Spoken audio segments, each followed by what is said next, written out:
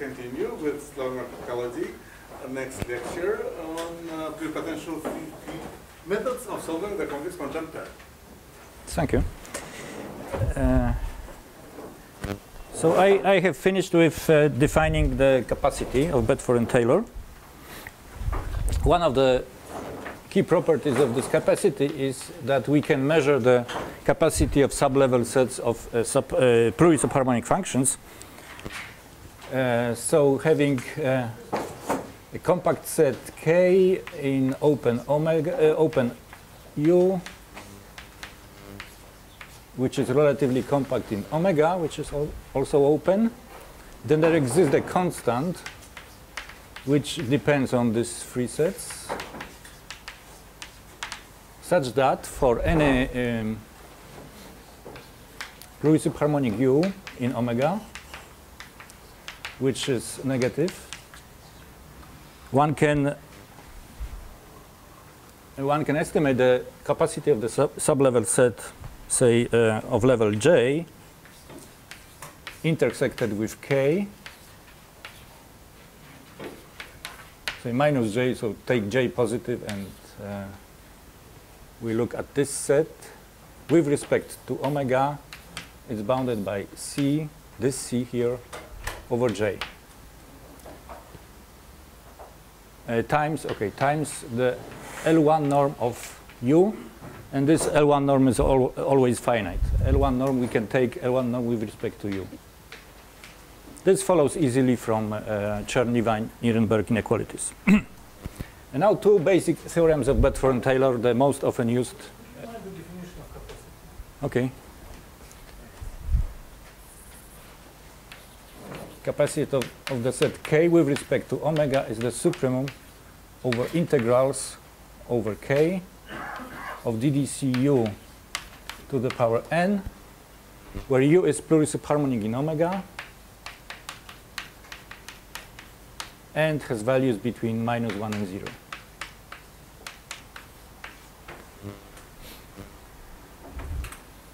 And you can define an analog for compact manifolds, and you have an analog of this proposition for compact Keller manifolds.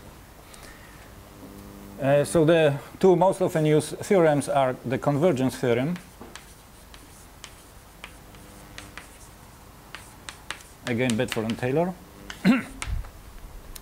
which says the following: if we have several collections of sequences of plurisubharmonic functions which are bounded, so say U, J, K is plurisubharmonic and bounded in omega.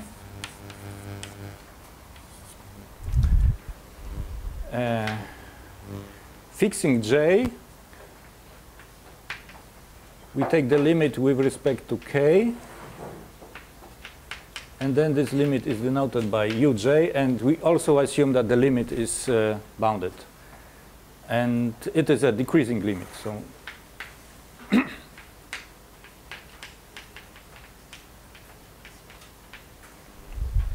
So all the sequences are decreasing. Then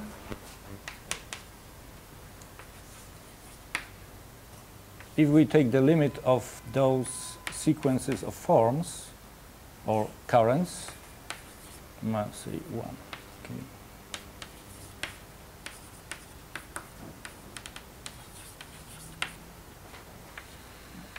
M, say we have M of them.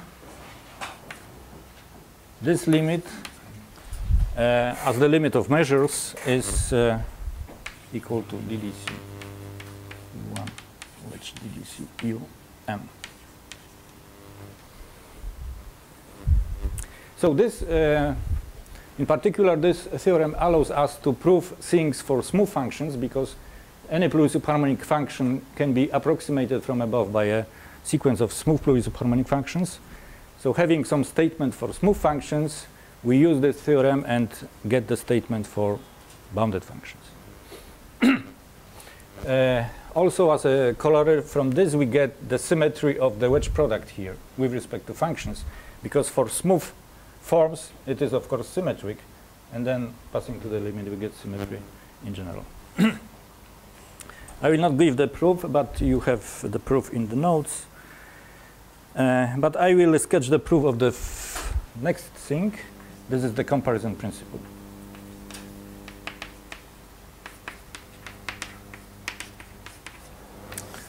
This time I will formulate this for compact Keller manifolds because I will use it later for compact Keller manifolds. But the similar statement is true in domains as in this proposition. So now we assume that X is compact Keller. And we have two functions which are omega plurisubharmonic and continuous.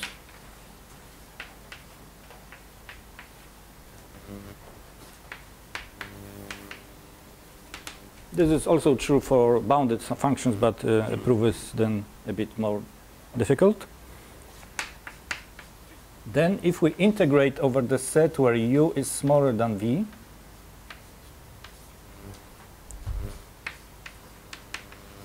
then the current associated to v gives a smaller measure than the current associated to u.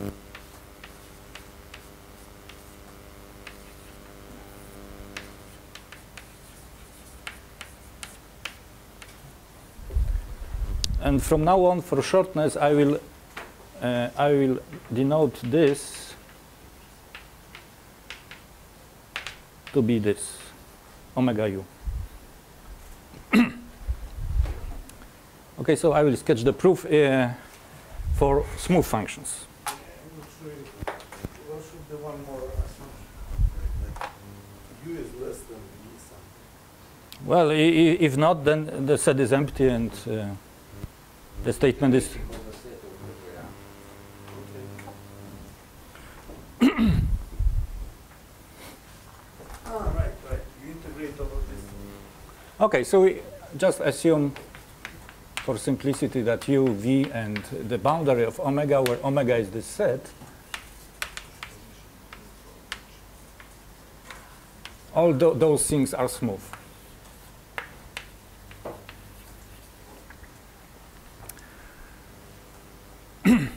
Then we consider a function ut, which is max of u plus t and v. And we take t positive but small. Then in particular, in the neighborhood of the boundary, because on the boundary they are equal, the functions u and v are equal, in the neighborhood of the boundary, ut is equal u plus t.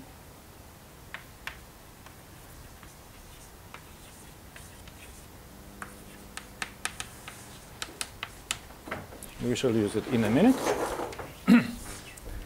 And then we take the function, we define the current t with index t to be the sum from 1 to n of n over k ddcu to the power k minus 1 wedge omega to the power n minus k.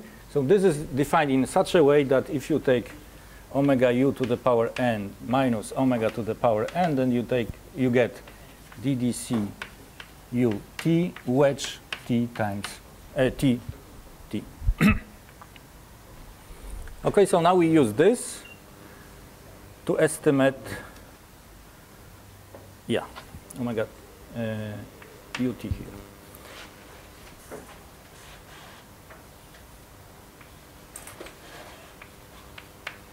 So we take the current associated to ut. This is equal, using this equality, to this, plus ddc ut wedge dt.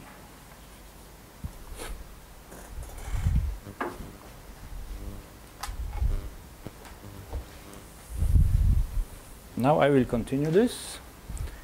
We apply Stokes to this integral. So the first integral remains the same. And applying Stokes, we get the integral over the boundary of omega dc ut wedge tt. And now we use this fact, that in the neighborhood of omega, we have ut equal u plus t. So dc of ut is the same as dc of u, and the same for t. We can replace t here by, just erase t here in the neighborhood of omega, of the boundary of omega.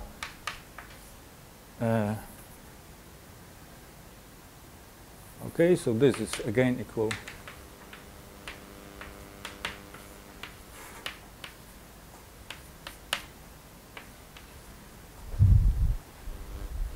but this is equal, again applying Stokes to this integral. This is omega u to the power n. Okay? So just at the moment we have this equality. Now we use the fact that ut, when t goes to 0, decreases to v in omega.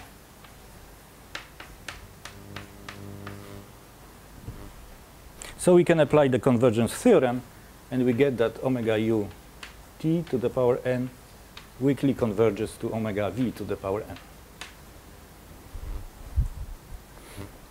And now let's take any function k which is smooth and has values between 0 and 1 in omega.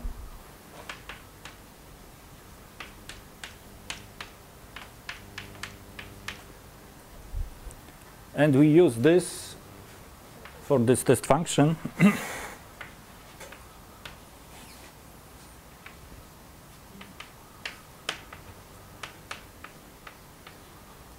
Just by definition of this.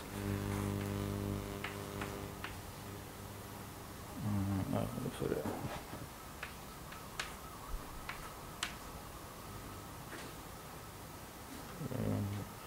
No. V here and ut here. Okay?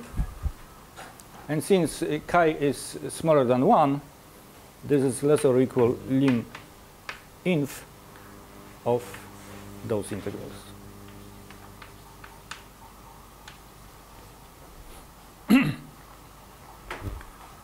Now you can approximate just the function 1 over omega by such chi's, and taking the limit and combining with this equality, we get the statement.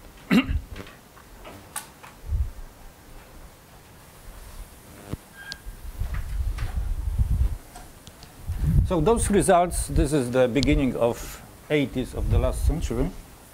So they are quite old. Now we move to 90s. We move to 90s, and I will state one of the key results for L infinity estimates for the Monge-Ampere equation with the degenerate right-hand side. Well, let's call it integrability statement.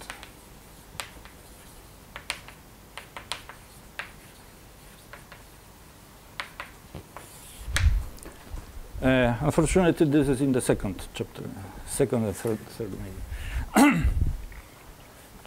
So take the file. Yeah, in the file it is in the file. Yes. Let's take omega open. I will state again for domains in Cn, but you can phrase a similar result for compact Keller manifolds. Especially the second part I will write down. So we take a Pluripotential function which is continuous up to the boundary and which is 0 on the boundary. And we normalize the function by the Monge-Ampere mass. So we assume that the Monge-Ampere mass over the set is smaller or equal 1. Then we fix a number which is smaller than 2. Positive. And then for sublevel sets, say omega s equal to u smaller than s. U is negative, so this s is negative too. we have the first, this is Euclidean volume. V denotes the volume in Cn. This is bounded by C, which depends on alpha, times the exponents of minus 2 pi alpha modulus of S. So S is this level. And in the course of proving this, you also get the estimate between volume and capacity.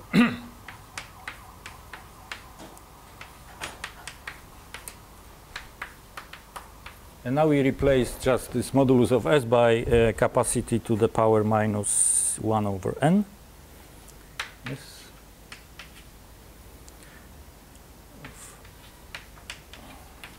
To the power 1 over minus 1 over n. And we will use later this estimate. What is important is that, well, we use the estimate when the capacity goes to 0 and volume goes to 0. So if you look at this function, then when this number, the capacity, goes to 0, then the whole right-hand side goes to 0 very quickly, exponentially fast. That's the point. So in particular, you could replace the right-hand side by capacity to the power, to arbitrary power.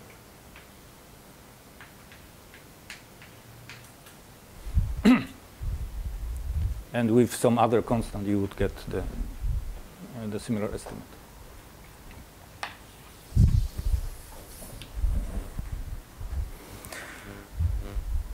Okay, so having those results, I will pass to this infinity estimates. What kind of estimation you get in the end? The volume is bounded in terms of some constant in capacity? Yeah, so as I said, when capacity goes to 0, then volume goes to 0 much faster.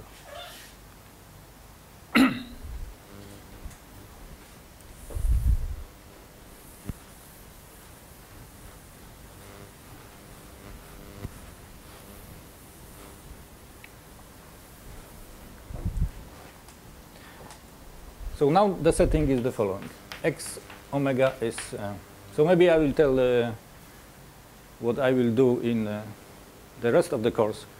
First I will, so today I will sketch the proof of L infinity estimates for the Monge-Ampere equation in the Keller case. And then tomorrow I will try to show how one can transplant those methods to Hermitian case. About the integrability statement, you Yeah. already proved it? No, I don't give it I can, because proof is not so quick.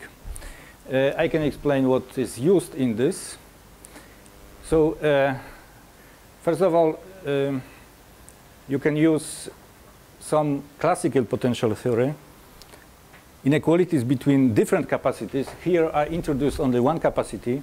For the proof I need another one, which is another capacity and inequality, so-called Alexander-Taylor inequality between those two, and some Fubini theorem and some computations and estimates.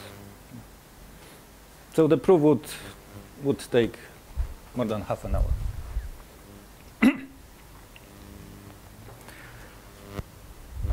Okay, so this is compact and Keller.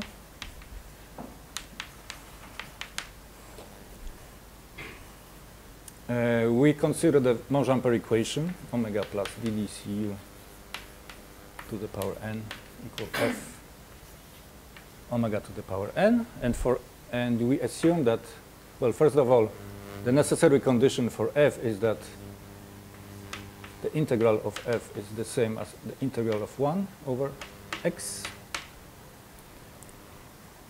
F is non-negative, and f is in LP. We fix p.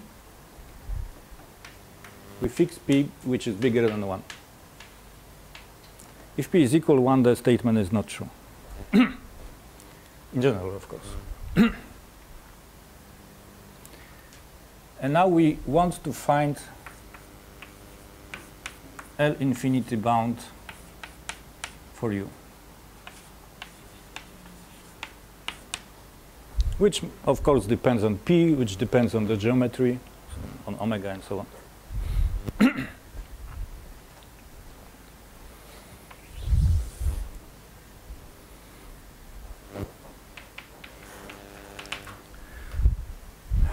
So there are three lemmas in the proof.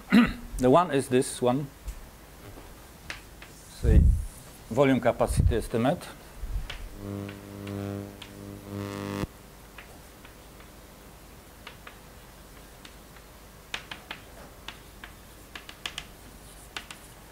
So in the Keller case, we take K, which is compact. In X, we take the capacity, we take the volume with respect to omega. So we integrate over K, the form omega, to the power n. And we get a constant, which depends on certain things, but not on the function.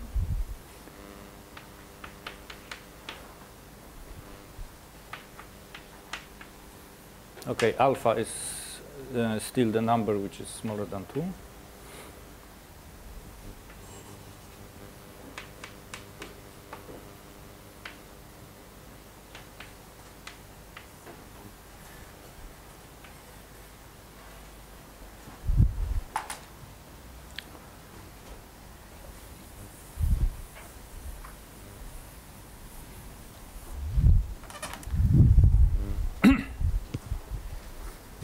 Now for the second lemma, I will give the proof.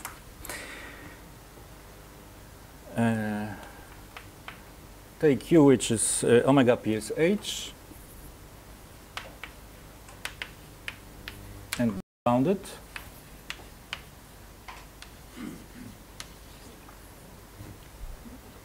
Take S, which is positive, and T, which is from the interval 0, 1.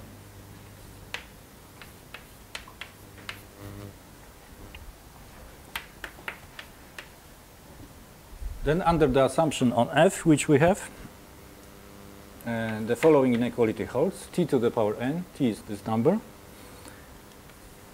Capacity of the sublevel set U S plus T, I will define it in a second, is bounded by the measure associated to U over a different sublevel set US. So US is just U smaller than S.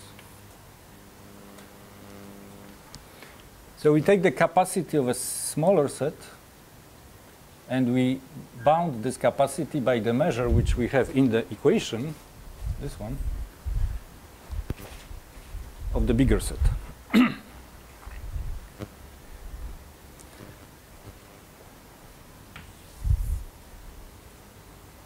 So where?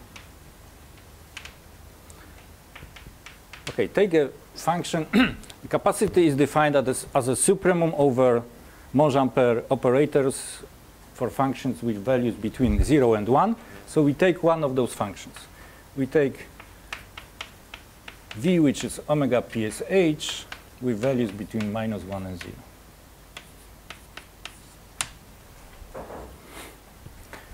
So what we need to do is to estimate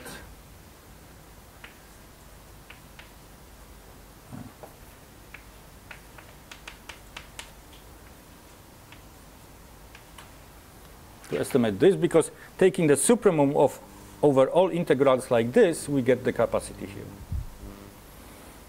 Okay? So this is just trivially, you can write this as a T omega plus T or DDC T times V to the power n over the same set. Now we just use the fact that T is smaller than 1, so T omega is smaller than omega, and we replace T omega by omega.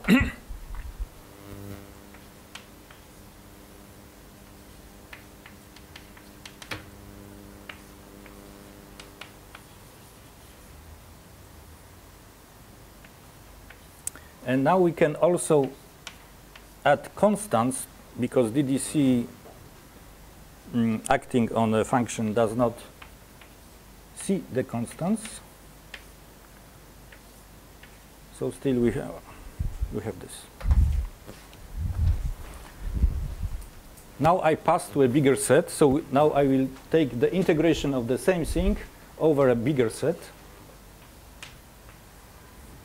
And this is the set where u is smaller than t times v minus s minus t. And the integrand is the same as there. And now we use the comparison principle for this pair of functions, for this and this. Then you get the integral over the same set, but now this is the integral related to u. And again, once more, I pass to a bigger set, u of s to the power. And that's the whole proof, because now we take the supremum over all such integrals, getting the capacity here.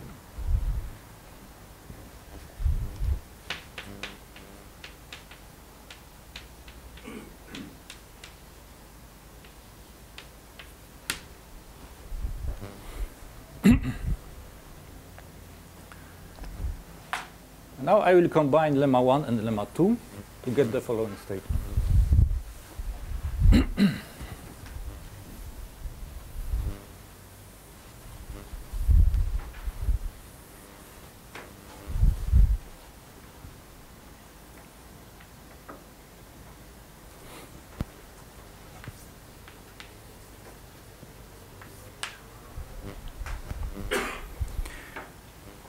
We fix alpha bigger than 0, and then we claim that there exists a constant which depends on alpha, such that for any s positive and any t from the interval 0, 1,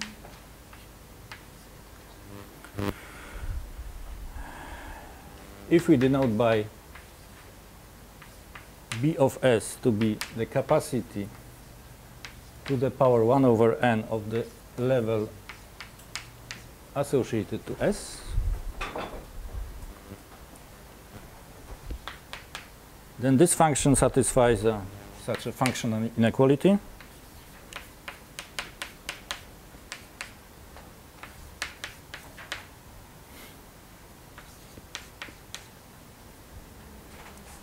And we take this to the power 1 plus alpha.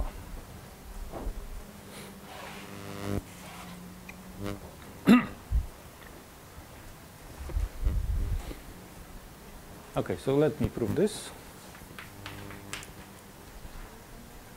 Okay, what is t times b s plus t to the... A constant. A constant related to alpha, positive. If we take this to the power n, just by definition of the function b, this is t to the power n times capacity of the set, of the sublevel set.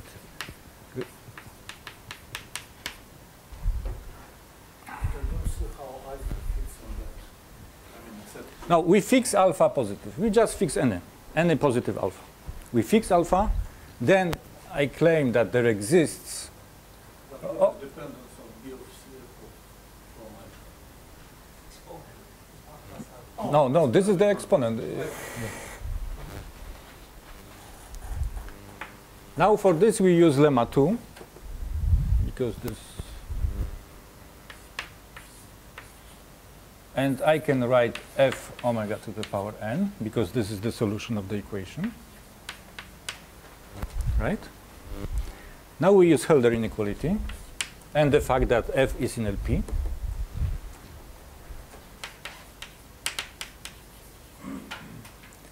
So what we get the integral of p over this set u of s, and times the volume of u of the set u of s to the power 1 over conjugate of p, right? So the conjugate means that this plus this gives you 1. And now we use lemma 1, so we use this volume capacity estimate. And as I said, this goes to 0, when capacity goes to 0, this goes to 0 much faster than any power of capacity. So in particular, we can write that this is bounded by, well, we have this LP norm of F. We have a constant, some constant, A, times the exponents minus U, so A1, A2, Q, okay, P star, B of S, because this is the capacity. And now for any fixed alpha, you can find a constant such that this is smaller than capacity to the power, B of S to the power n times 1 plus alpha.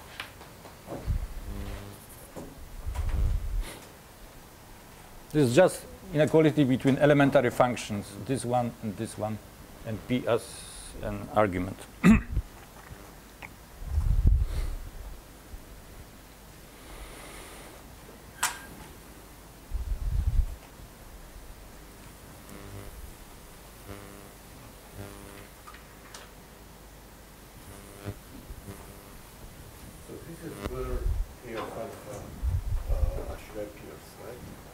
Yes, here we use the fact that F is an LP.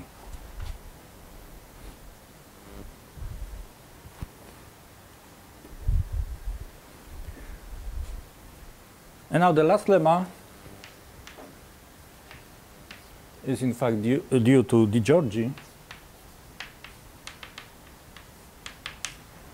When I was proving this, I was not aware of Di Giorgi paper, so I proved the lemma, but then Fong told me that it was it was known a long time ago. So we have a function defined on the right half line with non-negative values, which satisfies the following conditions.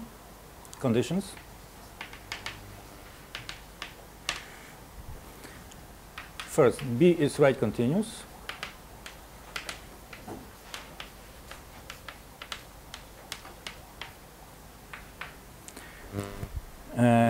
Two, B of S goes to 0 when S goes to infinity. And 3 is exactly what we have in this corollary,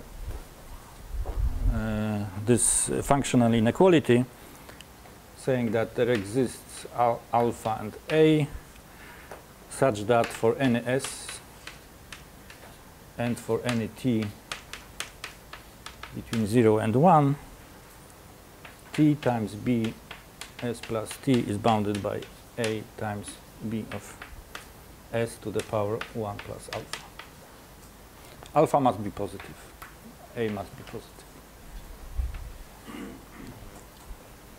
Then the statement of Di Giorgi says that there exists S infinity such that for any S bigger than S infinity, B of S is 0. So it must be 0 from point on.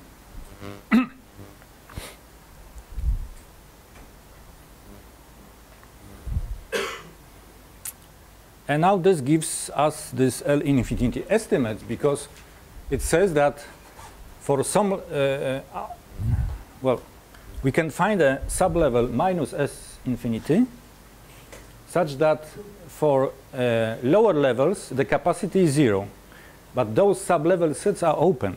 So the capacity of any open set is positive, which means, well, unless it is empty. So it means that the sublevel sets below S minus S infinity are empty, which gives you that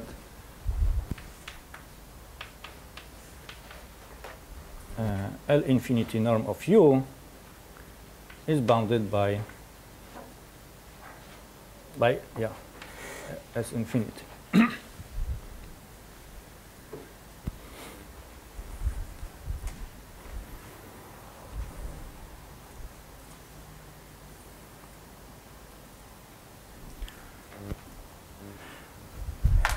And now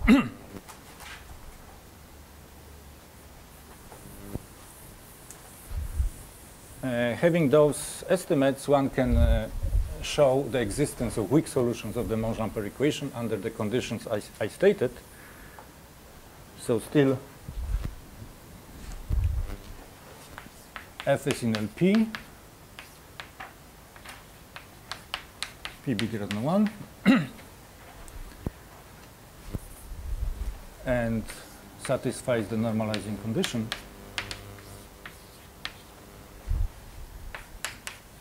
Then there exists U, which is omega plus subharmonic and even continuous on X, such that ddcu plus omega to the power n is equal to F omega to the power n. Well, so far, well, how you can prove it, you have to use Yau theorem. So in the smooth case, when F is positive, you have, you approximate F by Fj, which are smooth. This approximation is in LP, but Fj's are positive and smooth. Then for those Fj's, you obtain some solutions, say Uj. And then there is a certain argument which is not too long, but not quite trivial, that you can in fact find a subsequence of this sequence which converges to some omega plus subharmonic function which is bounded because of this L infinity estimate. And there is another argument which shows that in fact those solutions are continuous. And much later result also gives you Helder continuity of those solutions. So the solutions are Helder continuous with exponent which depends on P.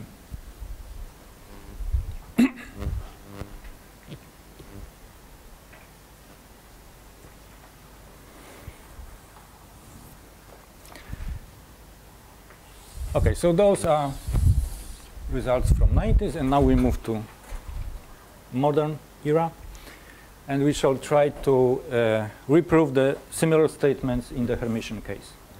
So now omega is no longer closed. Still so X omega is a Hermitian compact manifold.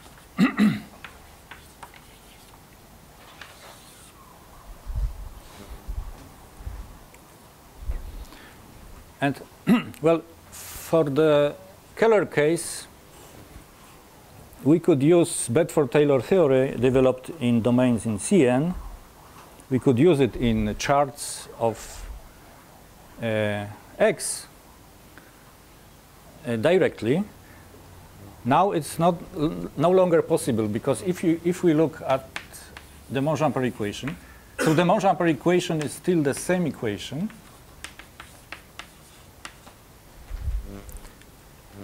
Which means that we require that this form is non-negative.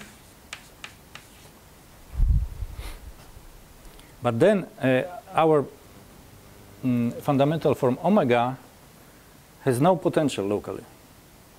So this is the Keller condition is equivalent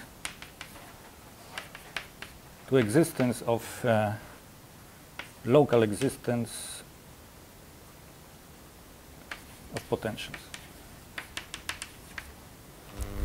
So now we cannot write this form as a potential of some V plus ddcu, right? Which is the same as ddc u plus V. And this is true plurisubharmonic function for which we can adapt Bedford and Taylor, right? In the Keller case. In the Hermitian case, we cannot do it directly, but still we can do a lot of things. Well, I have only a few minutes left. In general terms, most of the pluripotential theory can be transferred to Hermitian manifolds, except for the comparison principle. So the problem is the comparison principle, which we used, as you saw here, we used in this proof of lemma 2.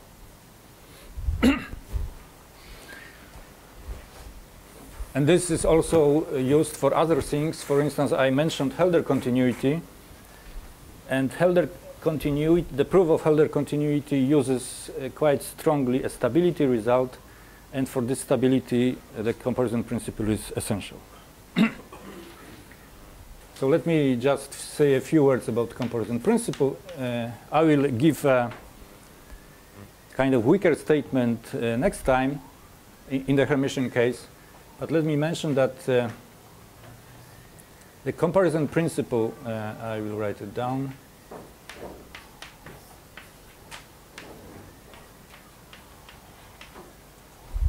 Such a comparison principle holds if and only if the manifold satisfies the condition DDC of omega is 0 and say DDC of omega square is 0. So it is pluriclosed and more. So then, in fact, all powers, DDC of all powers is 0. So this is a very restrictive kind of, this is very restrictive type of Hermitian manifolds for which the comparison principle is true. Otherwise, it is not true. So maybe let me stop here. I will continue next time.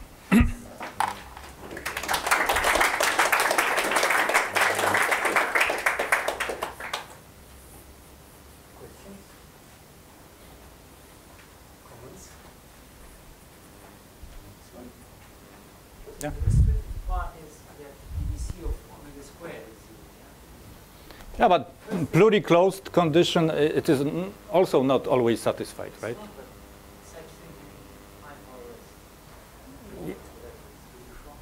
No, this is not Goduchon. This is not Goduchon. This is what is called... Goduchon is to the power n minus 1. Yeah. So Goduchon always exists.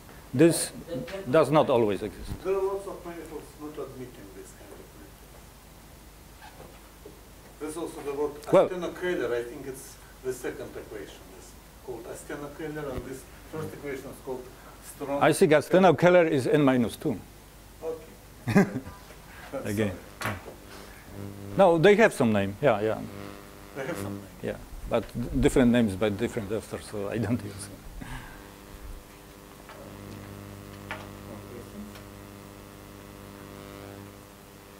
Now there is a coffee break. So please send all the